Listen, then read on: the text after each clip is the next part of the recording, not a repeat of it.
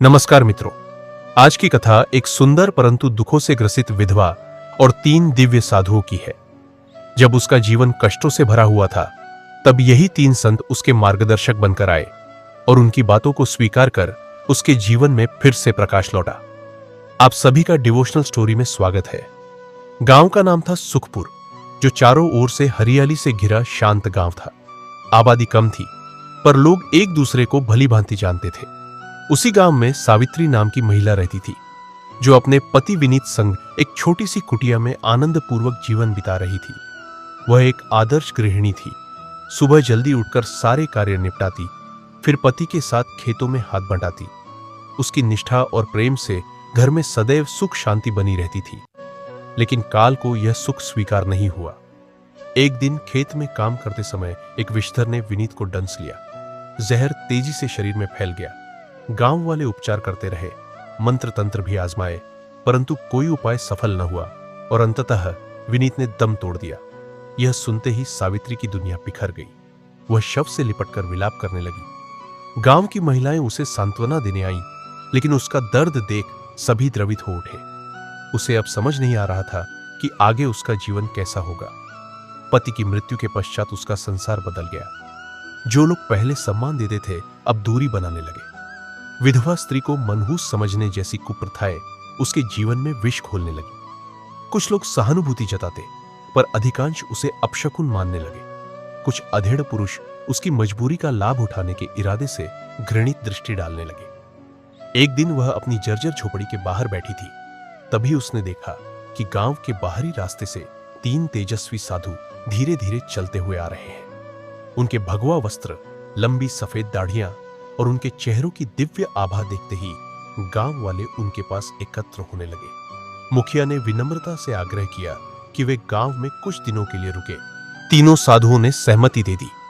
तभी सबसे वृद्ध साधु की दृष्टि सावित्री पर पड़ी। उन्होंने उसे ध्यान से देखा और कहा, यह स्त्री अत्यंत पीड़ा में है, परंतु इसका भाग्य विलक्षण है। गांव वाले हैरान रह गए।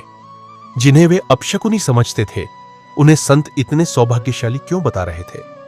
सावित्री भी आश्चर्यचकित थी, क्योंकि वर्षों बाद किसी ने उसे आशा की नजर से देखा था। तीनों साधु गांव के प्राचीन मंदिर में ठहरे, जो कई वर्षों से सुनसान पड़ा था। उनके आगमन से वहां नई ऊर्जा भर गई। गांव वाले प्रतिदिन प्रवचन सुनने आने लगे, लेकिन सावित्री को मंदिर में प्रवेश करने से रोक दिया जाता। वह हर बार द्वार तक आती और हर बार उसे वापस लौटा दिया जाता। एक रात जब सभी लौट चुके थे, सावित्री हिम्मत करके मंदिर के पास पहुंची। अंदर दीपक की हल्की रोशनी में साधु ध्यान मग्न बैठे थे। जैसे ही वह आगे बढ़ी, उन्होंने अपनी आंखें खोली। कुछ क्षण मौन रहा। फिर वशिष्ठानंद नामक साधु ने पूछा, पुत्री, तुम क्या चाहती हो?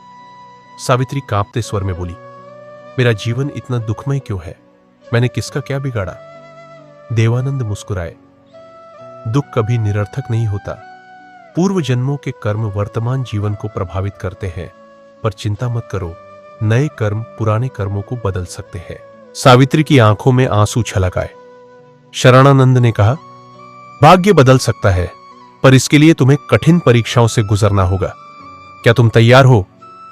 सावित्री बोली, मैं तैयार हूं।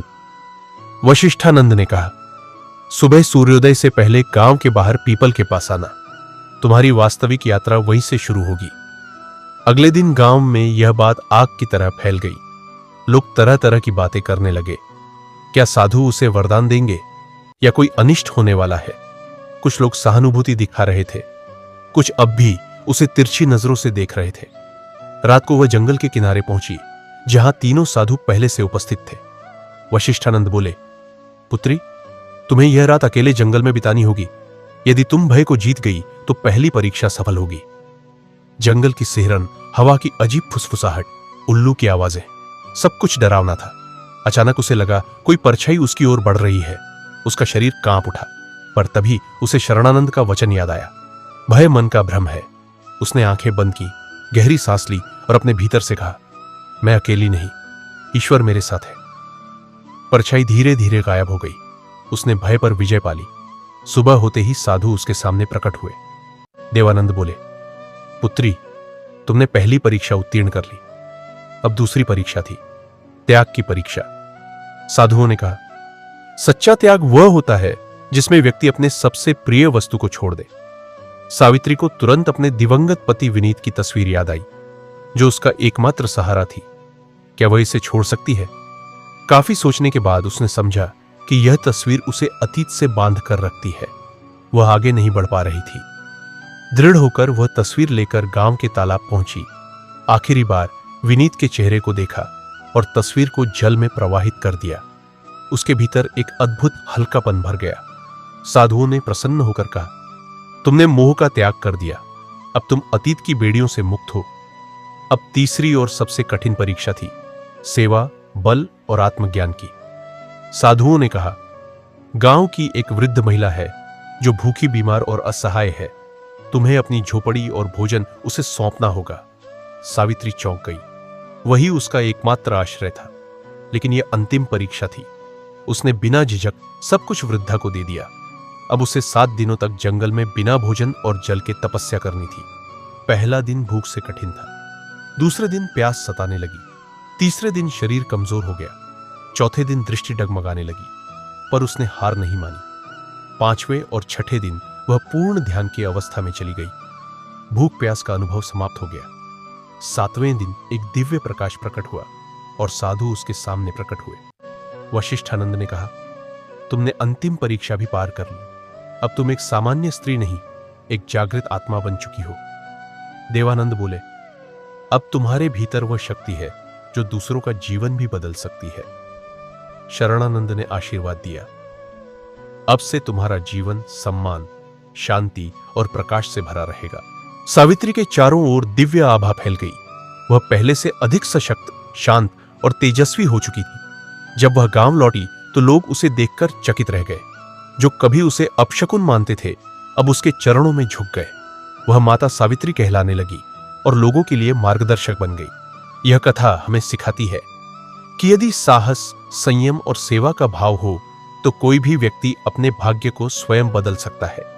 अगर कहानी अच्छी लगे तो वीडियो को लाइक करें और कमेंट में जय माता दी अवश्य लिखें। हम फिर मिलेंगे एक नई कथा में। जय माता दी।